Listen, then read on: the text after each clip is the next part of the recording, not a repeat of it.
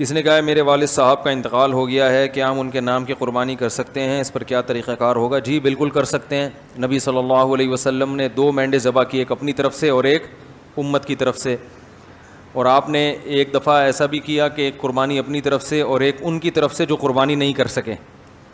تو اس لیے پتہ چلتا ہے کہ قربانی کسی دوسرے کی طرف سے بھی کی جا سکتی ہے. تو آپ نے مرحوم والدین کے لیے کر سکتے ہیں، صرف ابا سے کر لیں، صرف اماں کے لیے کر لیں، دونوں کے لیے کر لیں، کوئی حرج نہیں ہے. ہاں اب دونوں کے لیے کریں گے تو کیا ثواب تقسیم ہو کے ملے گا دونوں کو؟ یہ ایک سوال ہے. بھائی سمجھ میں آ رہا ہے؟ بھائی ایک بکرا، ایک دمبا یا گائے کا ایک حصہ آپ کے مرحوم والدین دونوں کے لیے کر لیا آپ نے، تو کیا آدھا آدھا دونوں کے لیے ہوگا یا دونوں کو پورا پورا ثواب ملے گا؟ اس میں علماء کی 2 رائے ہیں، کیونکہ اس کے بارے میں قرآن و سنت خاموش ہیں. صحیح ہے نا؟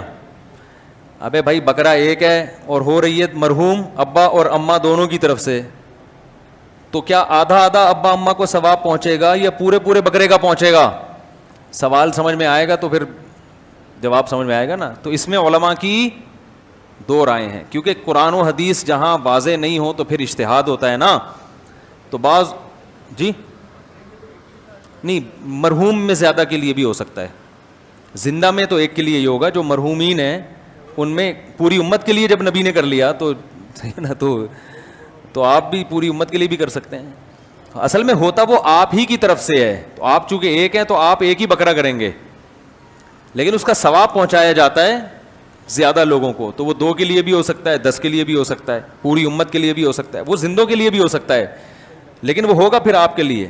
لیکن جب آپ قربانی 2 کی طرف 2 زندوں کے لیے کر رہے ہوتے ہیں، پھر وہ دونوں کے لیے الگ الگ ہو رہی ہوتی ہے، اس میں ایک میں 2 آدمی شریک نہیں ہو سکتے. لیکن صرف ثواب پہنچانے کی حد تک جہاں تک بات ہے تو ثواب پہنچانے میں تو 10 کو پہنچا دیں آپ. تو اب علماء کہتے ہیں کہ بعض علماء کہتے ہیں ڈیوائیڈ ہو کے پہنچتا ہے، صحیح ہے نا، اور بعض کہتے ہیں نہیں پورا ثواب اس کو بھی ملے گا، پورا ثواب اس کو بھی ملے. دونوں قول ہیں علماء کے. تو اس لیے افضل تو یہی ہے کہ ابا کے لیے الگ کر لیں، اماں کے لیے الگ کر لیں، افضل یہی ہے. اور اگر نہیں کر سکتے دونوں کے لیے کر لیں، ایک ہی کر لیں دونوں کے لیے. اللہ پہنچانا چاہے گا تو دونوں کو پورے